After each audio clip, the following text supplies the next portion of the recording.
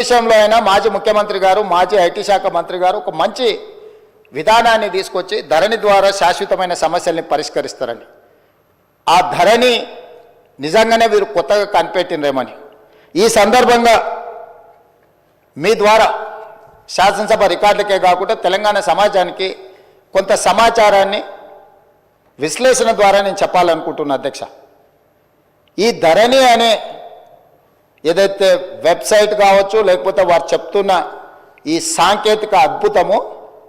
చంద్రశేఖరరావు గారు సొంతంగా కనిపెట్టిందో లేకపోతే చంద్రశేఖరరావు గారు సొంతంగా మన రాష్ట్రానికి అందించిన గొప్ప వరప్రదాయిని ఏం కాదు అధ్యక్ష। 2010 సంవత్సరంలోనే ఒరిస్సా రాష్ట్రం మన పక్కనున్న రాష్ట్రం ఈ ధరణి పేరు మీద ఈరోజు తెలంగాణ రాష్ట్రంలో ఏదైతే ఈ ధరణి ఈ మాడ్యూల్ని ఇంట్రడ్యూస్ చేసినో IL&FS సంస్థకు 2010 సంవత్సరంలోనే అక్కడ రిజిస్ట్రేషన్లు చేయడానికి అక్కడ భూ రికార్డులను పరిశీలించడానికి ఒరిస్సా ప్రభుత్వము నామినేషన్ బేసిస్ మీద వాళ్ళకి టెండర్ ఇచ్చింది అధ్యక్ష। ఏ 2019 సంవత్సరంలో చంద్రశేఖరరావు గారు ఏ సంస్థకైతే కట్టబెట్టిండో అదే సంస్థ అదే యజమానులకు ఒరిస్సా రాష్ట్ర ప్రభుత్వము 2010 సంవత్సరంలోనే ఈ ధరణి పేరు కూడా మార్చలేదు అధ్యక్ష।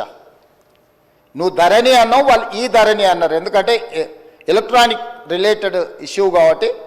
ఈ ధరణి పేరు మీద 2010 సంవత్సరంలో ఒరిస్సా ప్రభుత్వం ఆ సంస్థకు అప్పచెప్తే 4 సంవత్సరాలు నిర్వహించిన తర్వాత కాగ్ ఏం నివేదిక ఇచ్చిందంటే అధ్యక్ష 2014లో అసలు ఈ ధరణి ఈ రిజిస్ట్రేషన్ సాఫ్ట్వేర్ లోపాలను కాగ్ నివేదిక బయటపెట్టడం కాకుండా ఎలాంటి కాంపిటేటివ్ బిడ్డింగ్ చేయకుండా వాళ్ళకు నామినేషన్ బేసిస్ మీద ఇవ్వడం మీరు తప్పు, వాళ్ళకి ఎలాంటి అనుభవం లేదు ఇందులో, వాళ్ళకి ఏదైతే ఒరిస్సా ప్రభుత్వం అప్పచెప్పిన బాధ్యత రిజిస్ట్రేషన్లు రెవెన్యూ రికార్డ్స్కు సంబంధించిన బాధ్యత అప్పచెప్పినరో వాళ్ళకి ఎలాంటి నైపుణ్యం లేదు, ఇలాంటి నైపుణ్యం లేని సంస్థకు లోపభూయిష్టంగా నిర్వహిస్తున్న సంస్థకు మీరు ఇవ్వడం 100% అని తప్పుపట్టడమే కాకుండా ఎన్ఐసి కేంద్ర ప్రభుత్వ రంగ సంస్థ అయిన ఎన్ఐసికి ఇలాంటి సంస్థల్ని మీరు అసలు పక్కన పెట్టి వాళ్ళకి ఇవ్వకుండా వీళ్ళకి ఇవ్వడం తప్పు అని చెప్పి కాగ్ నివేదిక ఇచ్చింది అధ్యక్ష 2014లో। ఇక్కడ తమరి ద్వారా నేను తెలంగాణ ప్రజలకు నేనేం చెప్పదలుచుకున్నా అంటే చంద్రశేఖరరావు గారు 2018 2019 ఆ తర్వాత వివిధ సందర్భాలలో మాట్లాడిన మాటలు వారి మెదడునంత రంగరించి ఒక అద్భుతాన్ని ఒక అమృతాన్ని తీసి అమృతంలో నుంచి సృష్టించిన ధరణి వారి యొక్క ఆలోచన అనేది అయితే చెప్పిండో అది శుద్ధ తప్పు। 2010 సంవత్సరంలోనే IL&FS కంపెనీ ఈ విధానాన్ని ఒరిస్సా ప్రభుత్వానికి చేరవేస్తే ఒరిస్సా ప్రభుత్వం వాళ్ళ కాంట్రాక్ట్ ఇస్తే 4 సంవత్సరాలు నిర్వహించిన తర్వాత కాగ్ నివేదిక 100% తప్పు పట్టింది। ఈ లోపభూయిష్టమైన ఏమాత్రం ప్రజలకు ఉపయోగపడని ఈ సాంకేతిక నైపుణ్యాన్ని ఎందుకు తెలంగాణ రాష్ట్ర ప్రజల నెత్తి మీద చంద్రశేఖరరావు గారు రుద్దినరో ఇప్పుడు మనం ఆలోచన చేయాలి। అంటే ఒక రాష్ట్రము 4 సంవత్సరాలు ఈ ప్రయోగం చేసి ప్రయోగం ద్వారా సత్ఫలిత సాధించకపోను దీనివల్ల ప్రయోజనం లేదని కేంద్ర ప్రభుత్వ రంగ సంస్థ అయిన కాగ్ కాంప్ట్రోలర్ ఆడిటర్ జనరల్ తప్పు పట్టిన తర్వాత కూడా చంద్రశేఖరరావు గారు దీన్ని ఎందుకు తెలంగాణ ప్రజల నెత్తి మీద రుద్దిండో తెలంగాణ ప్రజలకు చెప్పవలసిన బాధ్యత ఈ రాష్ట్ర ముఖ్యమంత్రిగా నా మీద ఉన్నది అధ్యక్ష।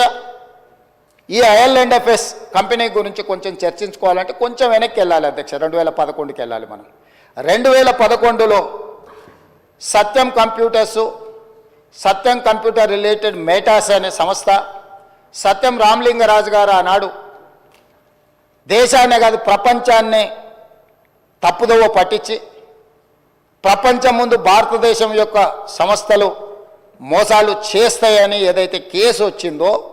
2011 సంవత్సరంలో మన పరువు ప్రతిష్టను మంట గలిపిన సత్యం కంప్యూటర్స్ మేటాస్ ఈ సంస్థలన్నీ కూడా ఆ రోజు రామలింగరాజు గారి కేసులో ఇరుక్కొని జైలుకు పోయి